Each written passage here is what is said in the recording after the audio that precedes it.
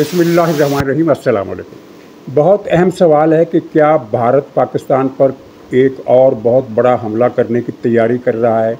इस सिलसिले में ख़बरें तो ये तक आ रही हैं कि उसने फ़ैसला कर लिया है कि कारी ज़रब लगाएगा और बहुत बड़े पैमाने पर हमला करेगा। और भारतीय मीडिया में तो एक मिनट के लिए भी हालात नॉर्मल होते हुए नज़र नहीं आ रहे। वो मुसलसल ये ख़बरें दे रहा है कि भारत बड़ी कार्रवाई करने वाला है। और ख़ुद मोदी की तकरीरें कि पाकिस्तान को एक कतरा पानी का नहीं देंगे, इसे एक एक गंदम के दाने के लिए तरसाएंगे और आज़ाद कश्मीर, जिसे वो पाकिस्तानी मकबूजा कश्मीर कहता है, उसको वापस लेकर रहेंगे।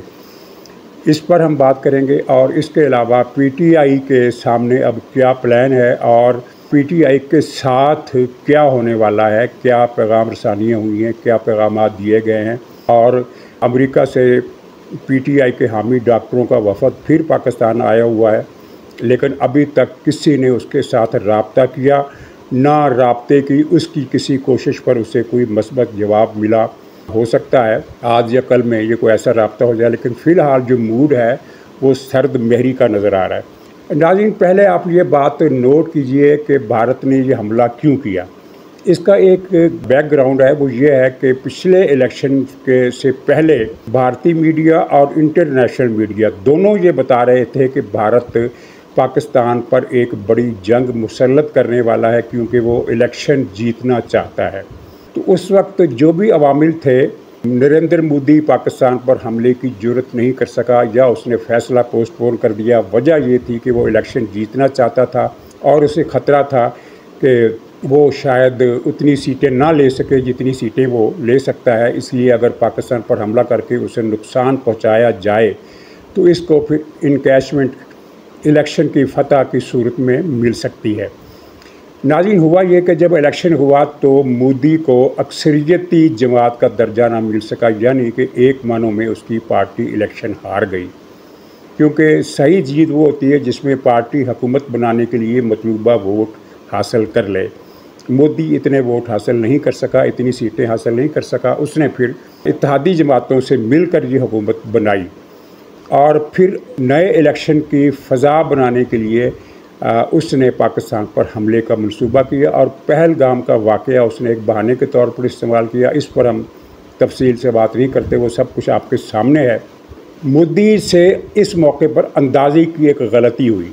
गलती उसकी ये हुई कि उसने समझा कि जिस तरह पुलवामा के बाद जो बालाकोट पर हमला किया गया था, पाकिस्तान की हुकूमत और पाकिस्तान की फ़ौज ने उस पर कोई रिएक्शन नहीं दिया था, खामोशी इख्तियार की थी। यानी कि इसे जिसे पंजाबी मुहावरे में कहते हैं ना, बात को पी जाना, तो वो पाकिस्तान बात को पी गया था। वो जो इंडिया का जहाज़ गिरा था, वो पाकिस्तान ने इंडिया के अंदर जाकर जहाज़ नहीं गिराया था। वो इंडिया की फ़ज़ाइया के 2 जहाज़ पाकिस्तानी बॉर्डर क्रॉस कर आए थे, गलती से या जानबूझकर जो भी, तो पाकिस्तान ने उन्हें हिट किया और एक इतला के मुताबिक एक जहाज़ गिरा, दूसरी के मुताबिक 2 गिरे, लेकिन दूसरे का मलबा चूँकि इंडिया के इलाके में गिरा इसलिए इंडिया ने उसे छुपा दिया। लेकिन एक तैयारा इंडिया का, वो तो कन्फर्म है, जिसका पायलट भी हमने पकड़ा।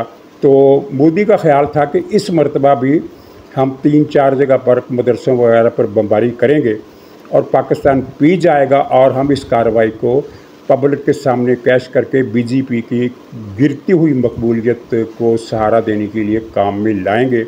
लेकिन पाकिस्तान ने जवाबी एक्शन का फ़ैसला किया। 2 पाकिस्तान ने एक्शन किए। एक तो जिस दिन हमला हुआ उस हमले का मुकाबला किया और उसके बाद अगले दिन, एक दिन के बाद पाकिस्तान ने जवाबी वार किया, यानी कि उस हमले का इंतकाम लिया, बदला लिया, जिसमें मजमूई तौर पर पाकिस्तान जीत गया और भारत को इस मैदान में शिकस्त हुई। और जिसके बाद मोदी का मिजाज बहुत कड़वा हो गया, उसके लहजे में ज़्यादा तल्खी, उसकी ज़बान ज़्यादा आग बरसाने लगी। और मामला अब ये है कि इंडिया का मीडिया, पाकिस्तान के मीडिया पर हालात नॉर्मल हो गए हैं।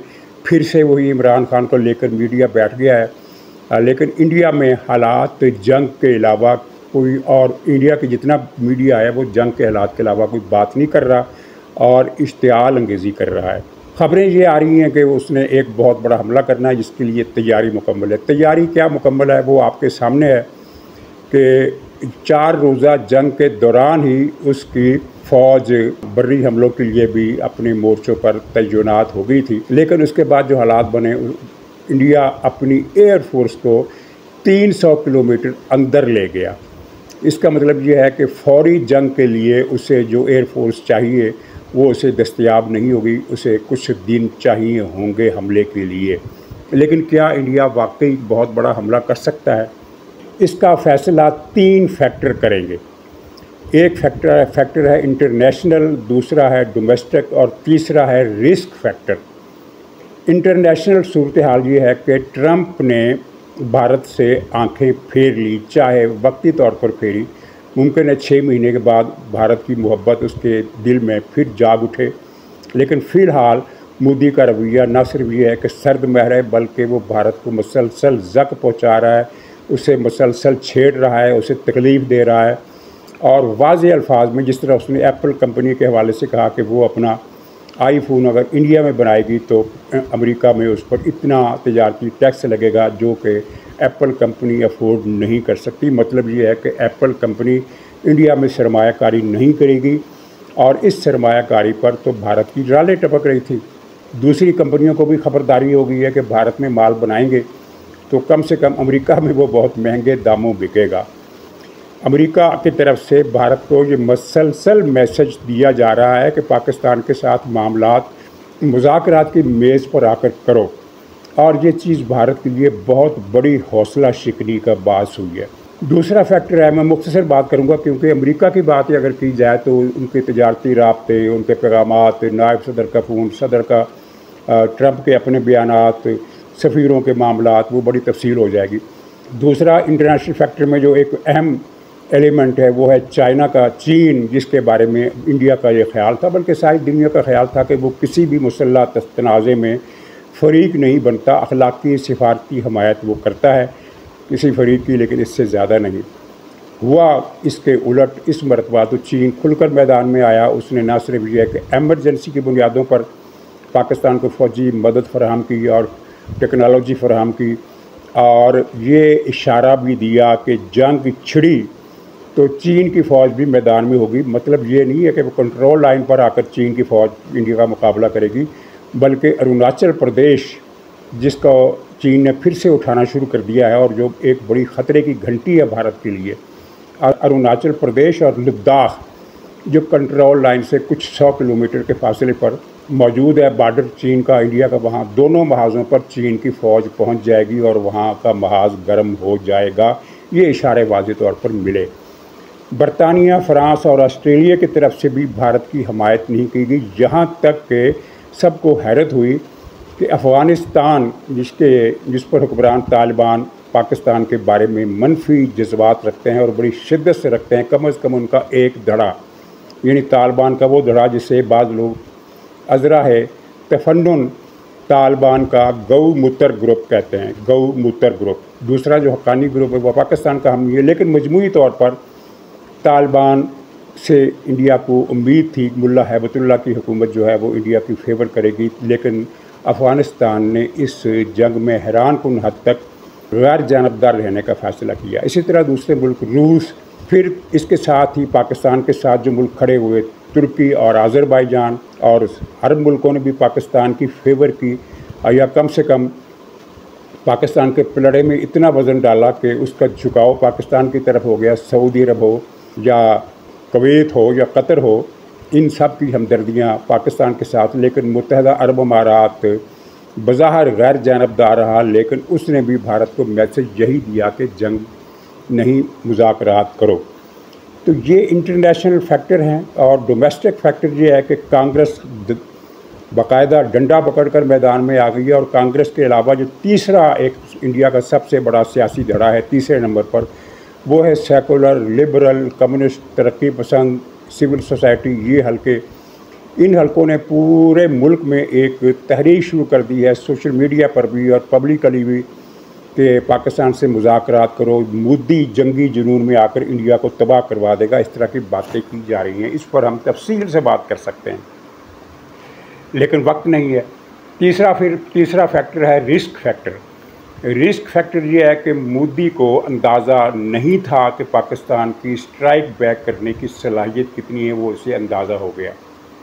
अब वो इलेक्शन जीतने के लिए पाकिस्तान पर एक बड़ा हमला कर देता और उस बड़े हमले में भी शिकस्त हो जाती है, तो बीजेपी की जो सीटें हैं, मौजूदा सीटें, वो भी ख़तरे में पड़ जाएंगी और बीजेपी 25-30 साल पुरानी पोजीशन पर आ जाएगी, 30 साल से भी पुरानी पोजीशन पर, जब जनसंघ पार्टी और संघ परिवार हुआ करता था, बीजेपी नहीं हुआ करती थी, और संघ परिवार ने कभी भी काबिले ज़िक्र तादाद में सीटें हासिल नहीं की।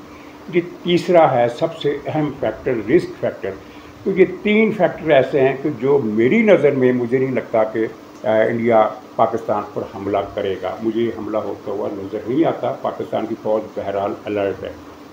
कल आर्मी चीफ और फील्ड मार्शल ने सियासी जमातों और सिविल हुकूमत के एजाज़ में एक डिनर दिया, जिसमें बाकी सब लोग तो आए, गंडापुर इसमें भी नहीं आया।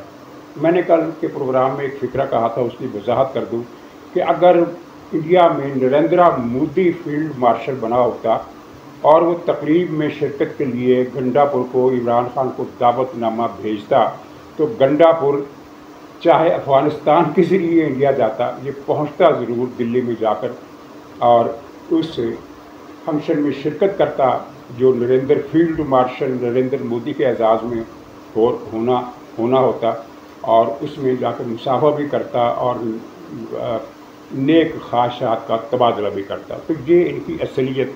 कहना ये चाहिए कि गंडापुर अब नंगापुर हो चुका है। पीटीआई को ये समझ भी नहीं आ रहा कि अब वो क्या करे।